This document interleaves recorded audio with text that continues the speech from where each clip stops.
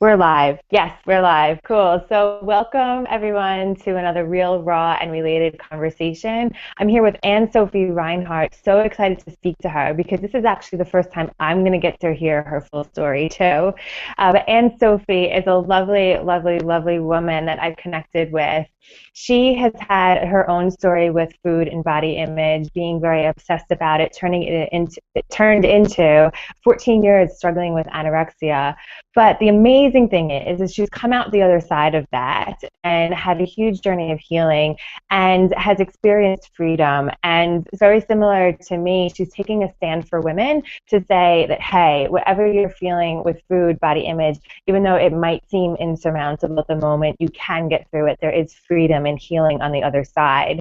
So we're going to get to hear how she got to that other side and hopefully inspire you for listening. And I'll also just mention that up front that you can connect in with Anne-Sophie a bit later, but she's got an amazing blog out there, Making Peace with Food, Body, and Self. She's got a book out there also that's a great read, and has sort of body love safe circles to join into, and is a one-on-one coach. So you can see how much already she's taken from her experience to be able to give back to the world, and that's just amazing. So Anne-Sophie, we're gonna dive in. Welcome Thank to you. this Thank you for having me. conversation. Yeah, no, it's absolutely great. So what I would love to know to start this conversation is to understand what was going on in your life when you started to notice these obsessive thoughts about food and body image, and what sort of started that downward spiral towards anorexia. Yeah. So I think I was about 9 or 10. I don't know the specific, date it started, but it was around that time. And I was a very creative girl, and I used to love to dance and, create circuses and all these crazy things. And at that time, I was a little bit, uh, I was a little bit proper. I don't know, it's not a word to say in English, but a little, I wasn't the thin girl. I had always a little bit more weight on my bones. Mm-hmm. I wasn't big, but I just, was a little bit chubby. And I, I had two comments from adults around me. One of my best friends' mom and another one of a friend of my parents. Commenting on first my breasts. They were just developing at that time, and I was very self-conscious of it. And the other one was about my weight. My best friend's mom actually compared her weight to mine, and I was in fourth grade or something. Oh, So wow. that was yeah, crazy. And it was kind of the first time that I became really self-conscious about everything. And I didn't have weird eating habits or anything. I was just a healthy, normal girl. Um, but I started to become very, very aware of what I ate and how I looked, and I started to weigh myself, and I started to just become very rigid in what I ate, and planned my food. Had certain times I was allowed to eat. At the same time, my brother was he was a very abusive brother, and emotionally, physically abusive. So I had this pressure from him, and I think now that I look back, I just had all this fear and all this pain inside myself that I was able to channel into, regulating my food and forming and shaping my body in a certain way. So it started back then, and it was really these outside circumstances that eventually made me fall into my anorexia. But also, obviously, I was the type of person who was, open to this kind of behavior, because not everybody develops this disorder because of comments from the outside. But I Yeah. think, these comments, I was just very aware of what they said and how shaming it felt. And so I decided, this has got to change. And so tell me a little bit more about that last thing you were saying about, not everybody is going to turn to food or be trying to control their body based on comments, because like you say, life is life. There's a lot of negativity coming at all of us from different directions sometimes, and it's how we process it. So tell me then, how did that, for you, why did it start to channel into food and body? So I think what I've noticed over the years, talking with others who had eating disorders or still have, I was very, very a perfectionist. I just wanted to be the best and do everything right, and I wanted to. And you talked about this in your blog post recently, right? Yeah. It's about succeeding in all areas and just not failing. I think that was the biggest thing for me. I wanted to make my dad proud, and I just wanted to look great for others. And I've always had, these characteristics and this way of being. And I was just a people pleaser. I don't know why I took it to heart so much, but I think that part of me just wanted to show them, that I could be skinny. And, I think, too, I wanted to not be I wanted to be invincible and not have, this body that people could attack. And so the smaller I got, the less attackable I got. And, so that was really important. And I think I turned to food because it was easy. At the beginning, I really didn't have a hard time not eating or eating less. And it was something that I could control with willpower. In the end, after a few years, I couldn't control it anymore. But at the beginning, I just, could use my mind, and I was very strong-willed. So that's kind of, I think that's, we all have our DNA, obviously, and some girls just shrug it off and just say, whatever, I am me. But I just couldn't. Yeah, I can relate to that. And when you said that in the beginning you were sort of able to control it, and so there was sort of that willpower, and it was something that you were consciously doing, and then after a while it became something that, wait a second, I'm not really in the driver's seat here anymore. What changed there for you? It got, I felt like I was not living in my body anymore, and I was the one watching, these behaviors. And there comes a point when you're just miserable, and you do want to stop, and you know that you're not happy, and this is not the way to live. I was isolated, and I was, just thinking about food and exercise and counting calories over and over and over again. And life's just not fun anymore. But you also can't stop, and you want to, but then you're so scared of everything getting out of control and everything breaking apart and not being the skinny one anymore. Because let's face it, if you're the skinny one, you're still the odd one out, the one who's being praised, and for the willpower and for being able to skip dessert and for being able to not eat. And that was me. That was my identity at that point. I was always sad and always the one not smiling, but I was skinny, That was me, and that was kind of my identity at that point in the family too, not just for myself.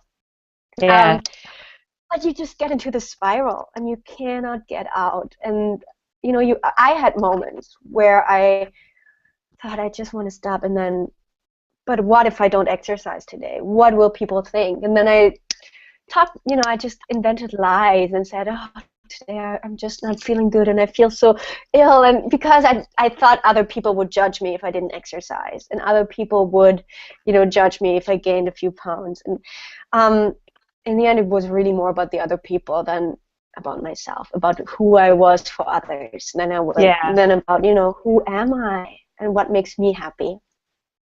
So if it got to the point where this identity had been created sort of around your new relationship to body and to food, and the pressure to keep that up in order to keep up that relationship with other people and make it safe for you, not having the judgment and all that kind of stuff. Yeah. Yes, exactly. And I'd like to know, just briefly, if you can give an example of sort of like how bad it got for you, right? Because I think I was talking to a woman last week, we had a similar conversation, and at the end we were sort of like, I made that seem so easy and glossed over it. And the reality was that it wasn't. And so I think it's sort of catch-22 because if you're listening, it's not to say, oh, go and do this as an example of like how to control, but also to say that, Anne-Sophie's been there, and I'm just curious if you can come up with an example or two of when you were at your deepest, darkest. What did that look like? So I started abusing laxative about 6 or 7 years into, my anorexia journey, and that was the worst. I have, there's no way of describing how humiliating it is to always, have to go to the loo, and Yeah. just not being able to literally control yourself anymore. So I took pills, and in the end, I took up to 60 pills, and I spent a fortune every day. And I spent a fortune on laxatives. I mean, I spent so much money, and I lived in Switzerland in the end, and it's so expensive there. But I just could not buy them because I was just too afraid of gaining weight. So taking so many pills, I really have a hard time taking pills in general because it just makes me gag. It was disgusting. Yeah. And also what was really, really bad, I mean, in the end, it got worse and worse and worse. And the months before I said, okay, I can't do this anymore, I exercised up to 4 hours every single day, and I did not eat. I ate maybe 300, 400 calories. And I was literally shaking all the time. I had these blackouts, and I sometimes didn't know how to make it home. And I was in university at that time, and I couldn't think. I couldn't read. I couldn't, I wasn't present. I wasn't really here. It was always about the food and about feeling so physically hungry and so starved. So it was not nice. In the end, it was not nice, no. Yeah, thanks for sharing that. And I think what the amazing part is, and the story here is that to see that was the case, and that fast forward to now, and that it's completely different. And we'll get to what it looks like now for you, but what changed for you? And you said something before about you didn't know who you were. And so I would imagine that that's part of that journey. But how did you go from that place of 60 laxatives a day, exercising 4 hours a day? How do you get out of that cycle and start to go down a different road? Yeah, so there were a few things in the end that kind of worked together. I got married, and I always thought, once I get married and I have that guy, I'm going to be healthy and my life's going to be perfect because he's going to be my savior, And that didn't happen. The opposite actually happened. I just cursed. So that made me think. And then I read a book by Portia de Rossi called Unbearable Lightness. And I think for the first time, I had read book before about anorexia, but at that point, for the first time, it sunk in, and I had someone I could relate to. And I had looked up to her, and it was just something, for the first time, I didn't feel alone. And for the first time, I realized that there was help. So that book made a big impact on me. And then the third thing was that one night I went to work out, and I got dressed afterwards, and I was so weak and so sick and so starved that I did not know, I was there with my bike, and I had no idea how to bring that bike back home. And that was a moment when I said, no, I don't want to anymore. So those were a few moments that really helped. And then, I just admitted myself to a clinic, a treatment facility. It took a while until I was accepted and all that, but those were kind of the defining moments that made me choose a different path. And what's your journey been? So, it's like that awareness comes, right? So it's like, I can't do this anymore. I need to get help. I'm reaching out for help. I'm going into a clinic.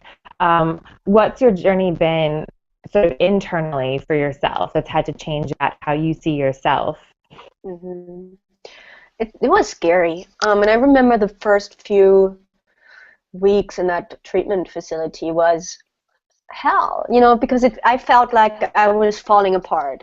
And I needed to eat. I had someone watch what I ate. And it was so scary to eat and to face possible weight gain, um, because that was me, because I was my weight. Um, so I remember just crying and crying and crying and crying and just letting it all out. And there was so much grief and so much fear and agony, and feeling sorry for myself and for my youth and for everything that um, kind of was tainted because of my eating disorder. So Mm, I just cried, and I at that time started to journal. And I had written in a journal when I was a kid, and it really helped me. So I got back to that and just wrote, and that's how I found myself. I think I created this alter personality, the anorexic part of me, and I spoke to that part, and I just started to see that I was not her, that mm, I was not the one who was her weight. I was a whole different person. And at the same time, I started to help others, totally by accident, but it happened, and I think that played a big role in the end. That gave me yeah. some very important pushes to continue and not give up, because you want to give up at times. So, what was the context of you starting to help others, and can you share also where you said it was sort of like, did it wasn't like, oh, this is making total sense of why I'm going to help them, but what made you do it anyway? So I started a blog. Um, I had at that time friends all over the world that I had met through the internet and all that, and it was mainly for them, just sharing what was going on. Because Yeah. back then we didn't have WhatsApp and all these things that we have now, so it was like, okay, I'm gonna write a blog, um, and then I got emails from girls who found this blog, which to this day surprises me so much because I didn't advertise nothing. But they Yeah. found it, and I just was very open, and I just shared my fears and struggles, but also the good days, and feeling better, not feeling so lighthearted, and um, that's how it started. I wrote with them, as time went by and I got healthier, I just continued because I realized it helped me. Mm. Um, yeah, and so kind of we pushed each other up, and then years later I figured out that there are courses and that you can do that for a living, and that you can help others and really make an impact, and that's you know how it gradually and very slowly got started. Yeah. And you speak a lot about body love, and that's a big thing for you. And you do a lot of writing and different seminars and things about that. So, what does it take for you and someone else to actually love our bodies? So many things. First, I think it's the willingness to let the thoughts that we have and the beliefs that we have to look a certain way in order to be beautiful, in order to, be able to make money, in order to be happy, in order to find a guy, get married, and all that.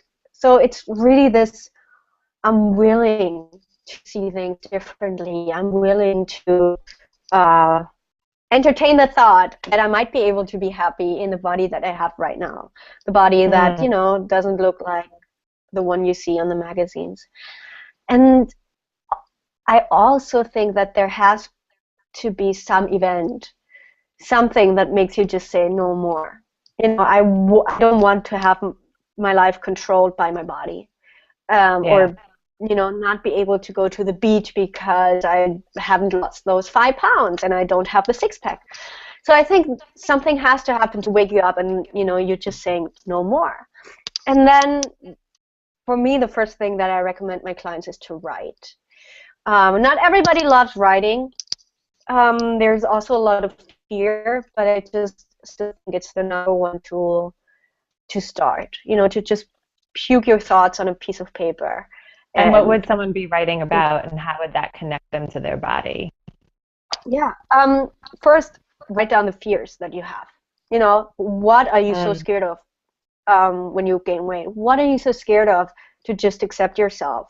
And normally it's, um, I will lose control when I accept myself. I will gain 50 pounds, and other people will judge me, and um, these thoughts that we have, and then slowly um, question these thoughts and just be a little bit gentler with yourself. And it happens through writing. Sometimes you just write. You sit down in the morning, and it doesn't have anything to do with the body or with your weight, but there are other problems in your life, which mostly happens, that make you hate upon your body.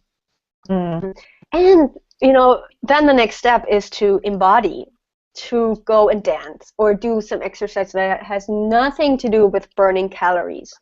Play again. Something that's super hard is to look in the mirror when you're naked, or just look at yourself in general. To let go of the scale, to let go of counting calories, to eat foods that may scare you a little bit, but just try and experiment with them.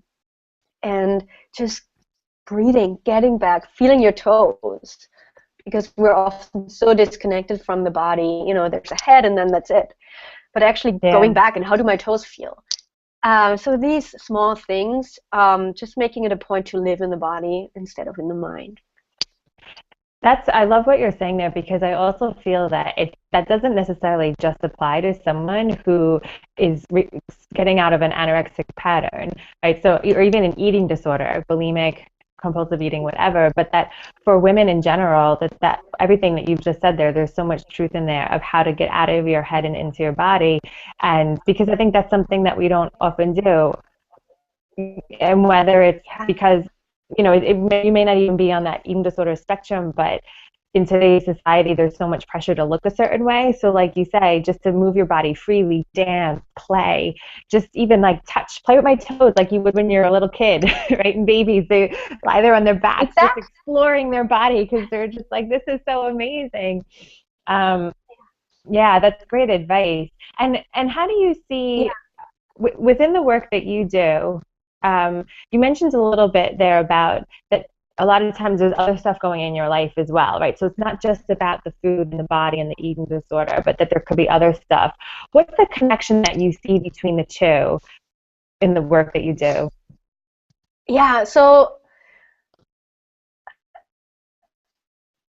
I think that 90% of the time it's not about the food. So it's always about something, a relationship that's not working out. Having something in the family that's, like I did, an abusive brother, someone that, creates a lot of drama, feeling insecure, not liking yourself or not fully owning who you are, not liking your job, your sexuality. I think sexuality and food have so much, in common, and they're very intertwined. And also, a lot has to do with not owning your femininity. I think that's a big part too, when we feel like we need to be so masculine in this world, and we can't be emotional because emotionality or being emotional means being weak. We have to think straight and go ahead in our career and have a big job and make millions of dollars and all these things that are great. But also we're women. And, we are a little bit more flowy, and we are a little bit softer, and we have, curves, and we are more emotional. So if you just suppress these things and always want to be hard and one-pointed, which is not bad. Also, we need to be, a little bit more feminine. I think that with my clients emerges more and more. Yeah. It's so interesting that you're saying that, because that whole femininity thing and a feminine approach has been so present for me these past couple of weeks. And even to backtrack a little bit, and if I think back to what you're saying, and as a teenager, I found that whole puberty period and adolescence really struggling, and sort of what does it mean to be a woman, and how do I be a woman my way and not necessarily in the different role models that I see in my life or in the media. So that's a huge topic that you just brought up there. But fast forward, it's even as sort of like a normal functioning woman in life, you said there's so much pressure to be the masculine, go, go, go, do, do, do. And what about just stopping? Yeah. Right? What about what about like resting? What about relaxing? What about just letting that sort of femininity flow through us as opposed to trying to force it into different directions. And yeah, I see that, 34 years old, and I'm just starting to awaken up to it.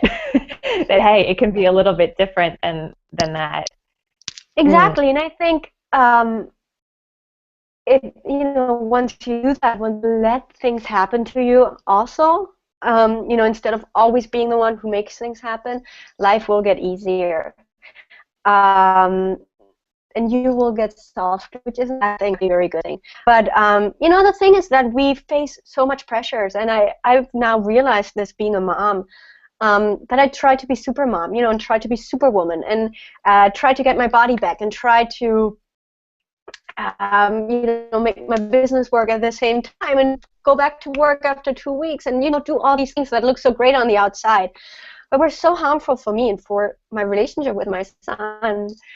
yeah. But or at least I was scared of, again, facing criticism and failing at being superwoman. So I think we just have to define what's happiness and joy for ourselves, and what do I actually want in life. Do I want to be happy, or do I want to make others happy? I mean, I think that's a big thing. So for me, creating my own happiness has a lot to do with slowly, because I do have my struggles with it, but slowly moving into that more feminine space, and I love it. Just Yeah. How do you flowing a get little bit more. I mean, it makes surrendering, there? which is And how hard, do you but I surrender? think, yeah, I think the first thing you have to do is to slow down. Um, and when you slow down, you begin to listen, and you begin to get messages, and you begin to notice your body, and you notice sensations, and things happen. So whether that's slowing down with food, actually eating slower, Mm, or taking 5 minutes minutes every day to meditate, or writing, or taking a walk, or having these intentional breaks for yourself. It makes things happen. Something yeah, shifts inside. So, and then you slowly surrender. I love that. And I I've done that myself. So for someone listening, it works. The slowing down bit. And also because a lot of times people ask, how do I listen to my body? How do, my body doesn't have a voice. How do I listen to it? And I think the answer is the same of you just slow down and then you can actually almost you feel into it and you feel, am I hungry? Just even close your eyes, touch your belly. Like, is my belly hungry? Oh, no, it's not. I'm actually nervous about a conversation I'm going to have later today, right? Or something else. But if you don't stop and pause and just be silent, it's hard to tell where that feeling is coming from. So I'm so glad you brought that up. I'm having a week of slowing and being silent. So this is awesome. It's reconfirming that. Yeah. Cool. So we've got we did have a couple of viewers, but they were left. So I was going to say we're going to open up to Okay. questions, but I think we've got someone back. So if you're listening and you Cool. have a question, there's a little Q&A app. And if you just kind of put your cursor to the top of the toolbar, you'll see a little drop down and a 9-box grid come up, and you can click on that and put a question in there, and we will see it, and then Anne-Sophie gets to answer it. So Great. I'll leave that up there. And while if anyone's writing in the meantime, Anne-Sophie, I'll just ask you one more question. Uh, um, what's the greatest lesson that you've learned through all of this? I think the greatest lesson is that life goes on. I felt that I was, when I wasn't so skinny anymore and started to eat everything would end. And it was a very irrational fear, but it was like, everything's going to fall apart. But life goes on. And, I had my setbacks for sure. I had my relapses. And it always was the same fear. Everything's going to, nobody's going to love me. I won't have a career. People won't respect me. Everything, was untrue, and actually the opposite happened. The more weight I gained, the stronger I got, and the more I, was able to step into myself. But really, life goes on, and, a new life starts. And when you break apart and you fall apart, you rebuild that puzzle, and you just get stronger. Yeah. But the people around you will still love you. Your dogs and cats and everyone will still be there for you, it won't stop when you gain 5 pounds. It won't stop. Yeah. And you mentioned something in there that I often say to my clients as well, and I've had to learn for myself, that there's this fear of other people not loving me, but that at the end of the day, we have to love ourselves. Because if we're not loving ourselves, it really doesn't matter what someone else is loving us or not, because we're not able to accept it.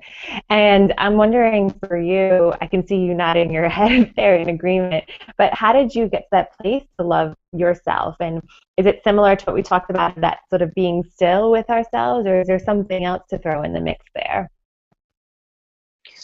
For sure helped, and like I mentioned before, the writing helped me so much in just finding myself and finding my voice. But I think also for me it was taking steps. Like I was very isolated, and I was so afraid of people, of not being able to hold a conversation, to say something wrong, to not be liked.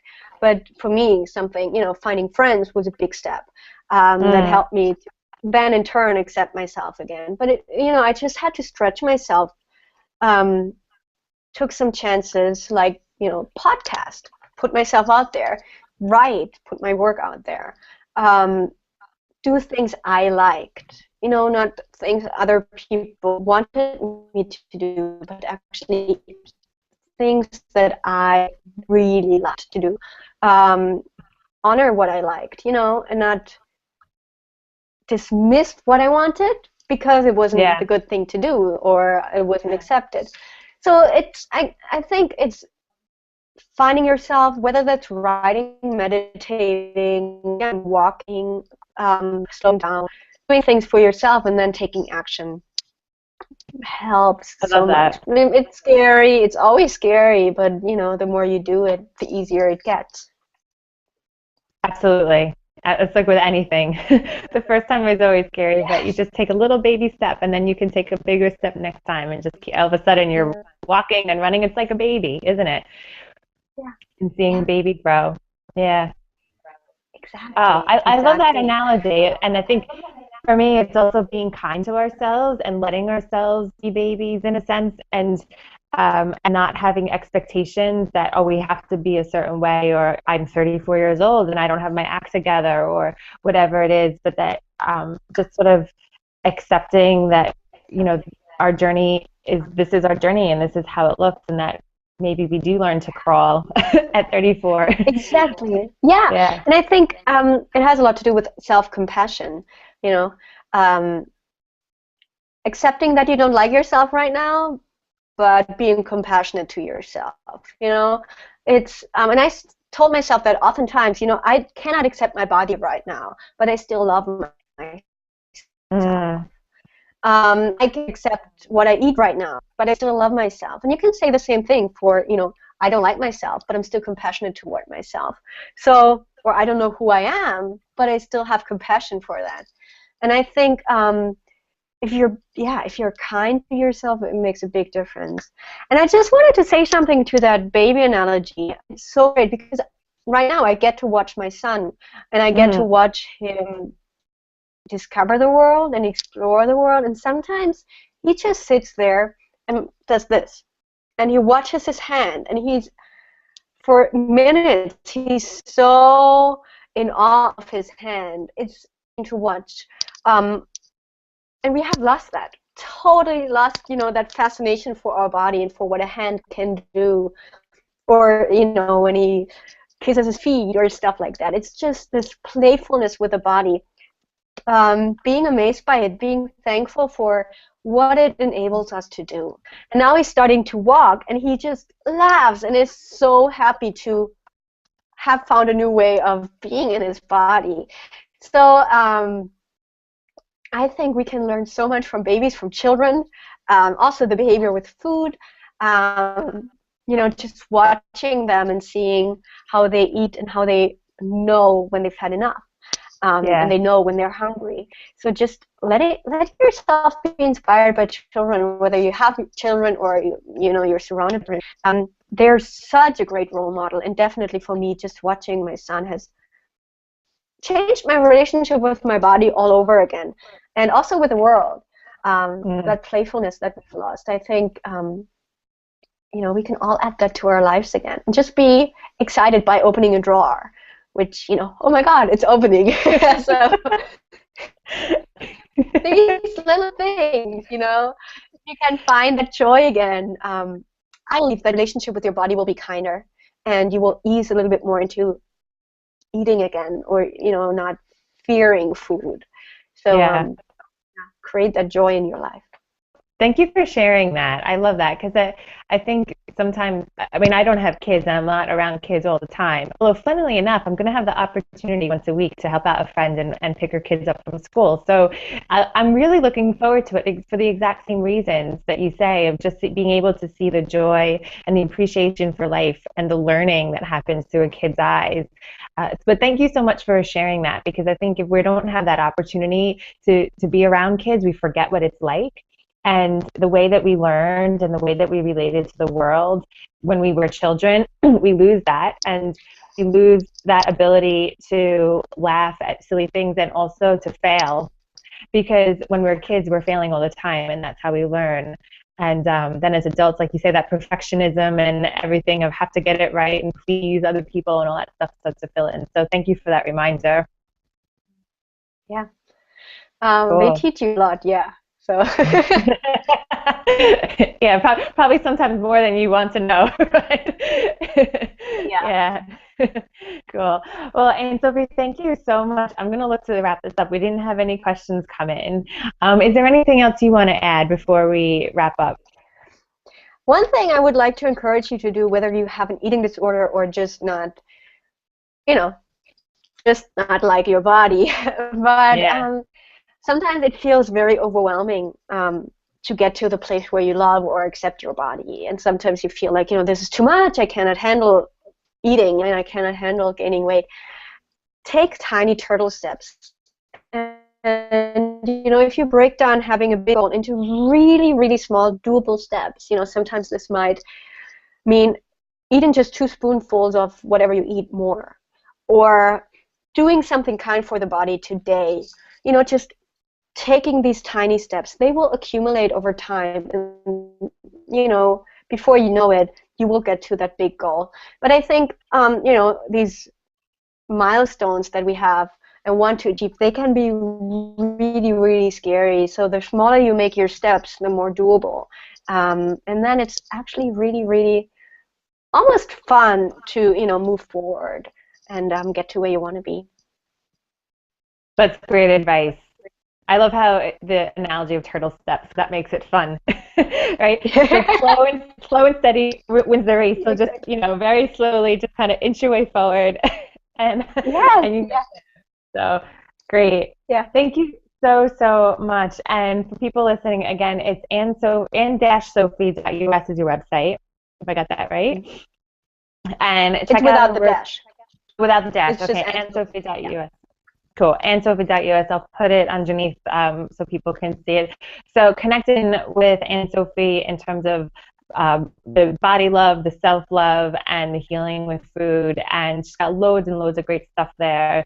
I'm always inspired when her emails come in my inbox and I read them through. So thank you so much for taking this time out to connect. And we'll be talking soon. Yes, thank you so much. This was fun.